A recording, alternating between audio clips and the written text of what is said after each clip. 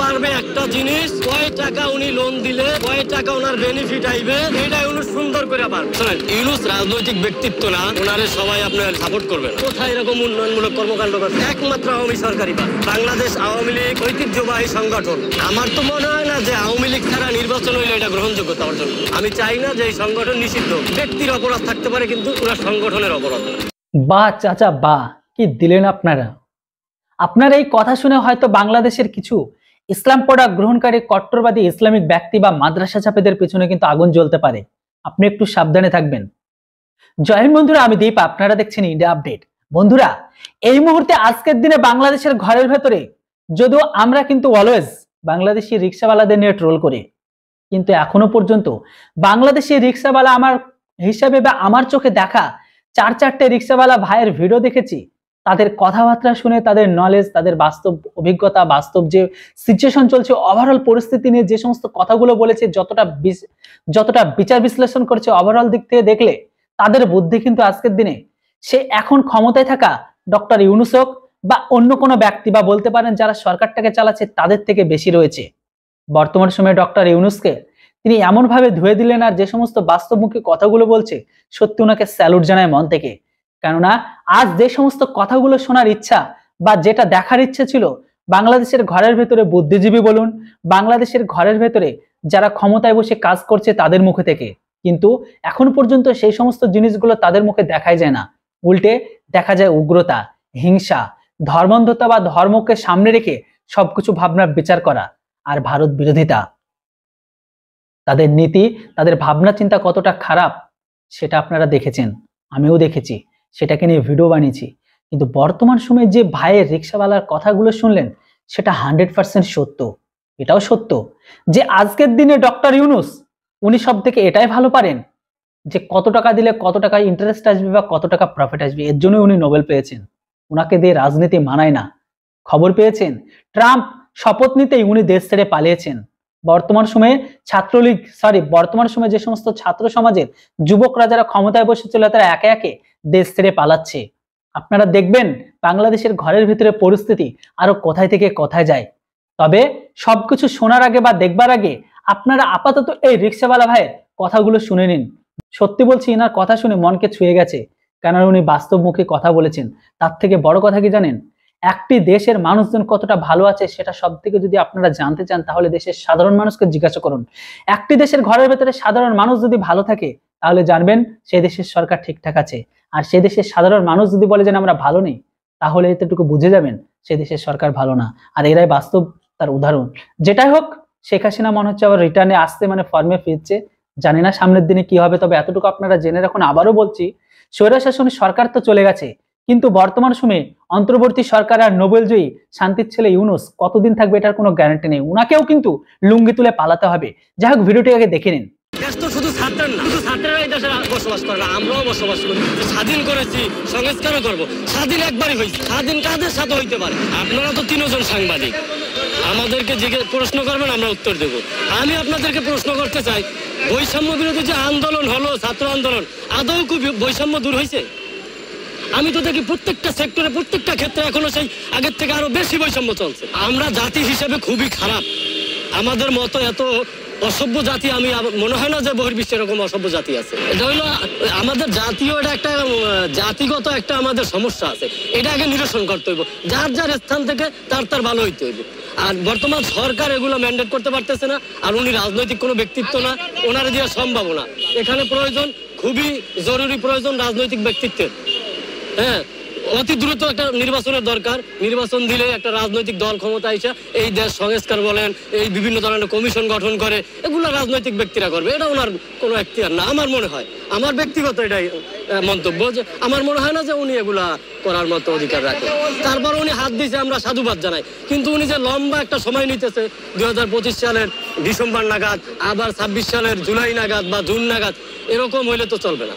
উনি কি ছাত্র আন্ডারে চলবে, না উনি ওনার নিজস্ব গতিতে চলবে? একটা দেশের সরকার, রাষ্ট্রপ্রধান কি ওনার দায়িত্বে চলবে না আমার দায়িত্বে চলবে? আমার কথায় চলবে না ওনার কথায় চলবে?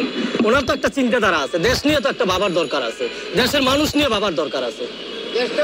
শুধু ছাত্রদের কথায় চললে তো হবে না। আপনারে আমারে সর্বক্ষেত্রে সবাইকে নিয়ে চলতে হবে। তো দেশ তো শুধু ছাত্রের না, শুধু ছাত্রেরাই দেশে বসবাস করে না, আমরাও বসবাস করি। ছাত্ররা কারা? ছাত্ররা আমাদের সন্তান, আমাদের ভাই, আমাদের ভাতিজা, এরাই তো ছাত্ররা। এই কথা যদি ন্যূনতম কারো লজ্জাবোধ থাকে, এরকম কথা বলবে না যে স্বাধীন করেছি, সংস্কারও করবে। যে বিভিন্ন গ্রাফিতি লেখছে, অনেক গ্রাফিতি আমি সাধুবাদ জানাই, কিন্তু এরকম গ্রাফিতি আমি সাধুবাদ জানাই না যারা লেখছে যে স্বাধীন করেছি, সংস্কারও করব। স্বাধীন একবারই হয়েছে, স্বাধীন কাদের সাথে হইতে পারে এটা বলতে পারে? আমি স্বীকার করি যে এটা একটা ফ্যাসিবাদী সরকার উত্থান হয়েছে, গণতন্ত্রের একটা উত্থান হয়েছে, বা গণতন্ত্রের বাক স্বাধীনতার যে একটা আমাদের বিষয়, এগুলো আমরা হয়তো করেছি, অর্জন করেছি। কিন্তু ওই যে স্বাধীনতা পেয়েছি, দ্বিতীয় স্বাধীনতা, এটা বলা যাবে না। ন্যূনতম লজ্জাবোধ থাকলে এরকম কথা বলতে পারে না, কোনো শিক্ষার্থী বলতে পারে না, যদি তার মৌলিক কোনো শিক্ষা থাকে। এগুলো বলে না তাদের খামখেয়ালিপনা। বর্তমানে তারা যা করে সবই খামখেয়ালিপনা। কোনটা আপনি দেখেন নিয়ন্ত্রণের ভিতরে আছে? আপনি আমার একটা সেক্টর দেখান যে এটা নিয়ন্ত্রণে আছে। নিম্ন স্তর থেকে উচ্চ পর্যায়ের যে কোনো সেক্টর আপনার বিশৃঙ্খলা, সন্ত্রাস, নৈরাজ্য, রাহাজানি প্রত্যেকটা ক্ষেত্রে চলতেছে। না, এরকম ছিল না। এই যে ডাকাতি, চুরি, সন্ত্রাসী, রাহাজানি, এটা ছিল না।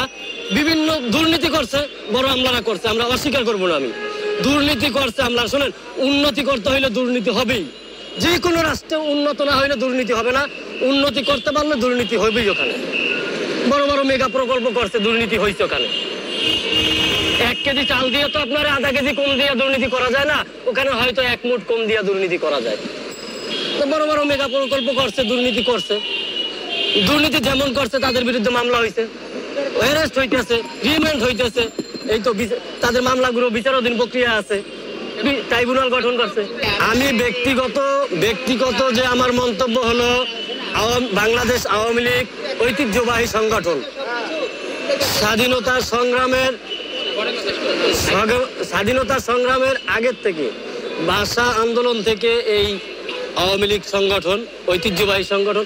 আমি চাই না যে এই সংগঠন নিষিদ্ধ হোক। ব্যক্তির অপরাধ থাকতে পারে, কিন্তু পুরো সংগঠনের অপরাধ না। শুনেন, বাংলাদেশ স্বাধীন হয়েছে সম্ভবত আমার হয়তো, আমি যেটা যতটুক জানি, হয়তো 52 বছর, 52 কি 53 বছর, 53 বছরে শুধু কি আওয়ামী লীগ শাসন করছে বাংলাদেশের রাষ্ট্র? বিগত আরো সরকার শাসন করছে। উল্লেখযোগ্য কোন উন্নয়নমূলক কর্মকাণ্ড যদি আপনাদের চোখে পড়ে আমাকে বলেন, আমি উত্তর দিয়ে যাই। কোথায় এরকম উন্নয়নমূলক কর্মকাণ্ড করছে? একমাত্র আওয়ামী সরকারই পারছে। দুর্নীতিও যেমন করতে পারছে, উন্নয়নও করছে। এতটা সরাসরি সম্ভব না, এগুলো পরিকল্পনা মাফিক আগাইতে হবে, ধাপে ধাপে আগাইতে হবে। কিন্তু জাতির ঐক্যবদ্ধতা দরকার আছে। ইউনূস রাজনৈতিক ব্যক্তিত্ব না, ওনারে সবাই আপনার সাপোর্ট করবে না। শোনেন, আমি যদি বলি এখন, হয়তো বা আমি বাড়ি যেয়ে থাকতে পারবো কিনা আমি জানি না। যদি বলি ইউনূস পারবে একটা জিনিস, কি পারবে ইউনূস? কয় টাকা উনি লোন দিলে কয় টাকা ওনার বেনিফিট আইবে, এটা ইউনূস সুন্দর করে পারবে। আমি ছোটবেলায় দেখছি, যদি গ্রামীণ ব্যাংকের কিস্তি না দিতে পারছে, হাঁস ধরে নিয়ে গেছে, মুরগি ধরে নিয়ে গেছে, টিন খুলে নিয়ে গেছে, এগুলো আমি দেখছি। ইউনূস এটা পারবে 100-তে 100। ইউনূস দ্বারা রাষ্ট্র শাসন করা অসম্ভব ব্যাপার আমার পক্ষে মনে হয় না যে সম্ভব। আমার তো মনে হয় না যে আওয়ামী লীগ ছাড়া নির্বাচন হইলে এটা গ্রহণযোগ্যতা অর্জন করবে। আওয়ামী লীগ তো আমার মতো রিক্সাওয়ালার দল না, আর 5 জনের সংগঠন না, 8 জনের সংগঠন না। আওয়ামী লীগ প্রাচীনতম ঐতিহ্যবাহী সংগঠন। আমার দাবি না, এটা জনগণের দাবি, জন আকাঙ্ক্ষা, যে অপরাধী ব্যক্তি যাদের নামে মামলা হয়েছে, এরা হয়তো নির্বাচনে আসবে না বা আসতে পারবে না নিয়ম অনুসারে। ফৌজদারি যে মামলার একটা নিয়ম বিধি নিষেধ আছে, ওই অনুসারে আসবে না। কিন্তু আওয়ামী লীগরা আমার মনে হয় যে নির্বাচন করতে দেওয়াটা উচিত। আপাত দৃষ্টিতে তারা জয়ী হতে পারবে না, এটা আমি শিওর। তারপর যদি এখানে কোনো কলা কৌশল করে, বর্তমানে তো বাংলাদেশ না, বহির্বিশ্ব কলা কৌশলের রাজনীতি হলো, কলা কৌশলের কথা বুঝছেন। প্রকৃত অর্থে ভোটাধিকার প্রায় রাষ্ট্রই নাই, শুধু আমাদের বাংলাদেশের রাষ্ট্রটা প্রায় রাষ্ট্রই নাই। আমরা হলো চুক্তিবদ্ধ নির্বাচন করি, আমি আপনারা এটা বৈধতা দেবো, আমার আপনার রাষ্ট্র ক্ষমতায় বসাই গেল। বর্তমানে এই পরিস্থিতি, আমার মনে হয় না যে আওয়ামী লীগ জয়লাভ করবে, হয়তো অন্য দল জয়লাভ করবে। আওয়ামী লীগ জয়লাভ না করলেও দেশে যে রাহাজানিটা, এইটা হবে না। আওয়ামী লীগ যদি দেশে নির্বাচন করতে পারে, আর যদি নির্বাচন না করতে পারে, তা একটু বেশি হইতে পারে। তো বন্ধুরা, রিক্সাওয়ালা ভাইয়ের ভিডিওটিকে যদি এত পর্যন্ত দেখে থাকেন, তাহলে মোটামুটি আপনারা বুঝে গেছেন উনি যে সমস্ত কথাগুলো বলেছে আপনার কাছে কি খারাপ লেগেছে। আমি তো 100% ওনার সাথে সহমত, আর সহমত হওয়াটাও কথা। কারণ উনি বাস্তব মুখে কথাগুলো বলেছেন। আর আপনারা দেখতেও পাচ্ছেন বাংলাদেশের ঘরের ভেতরে পরিস্থিতি কি। জানি না কালকে এনার সাথে কি হয়, কারণ আমরা দেখেছি বাংলাদেশের ঘরের ভেতরে যে বা যারা প্রতিবাদ করেছে বা যে বা যারা সরকারের খেলাফ কথা বলেছে তাদের গুম খুম বা গায়েবী হয়ে গেছে। জানি না এনার সাথে শান্তির ছেলেরা বা যারা মাদ্রাসা শিক্ষায় শিক্ষিত বা যারা অন্ধ ধর্মান্ধতার তলে পড়ে আছে বা যারা সম্পূর্ণ ধর্মকে দিয়ে বিচার করে, তারা জানে না কালকে ওনার সাথে কি করবে। কিন্তু ইনি যে সমস্ত কথাগুলো বলেছে ওনার সাথে আমি সহমত। আপনারা যদি সহমত হয়ে থাকেন আর রিকশাওয়ালা ভাই সম্পর্কে আপনাদের কি মতামত সেটা অবশ্যই কমেন্ট বক্সে লিখে জানান। Thanks for watching. জয় হিন্দ, বন্দে মাতরম।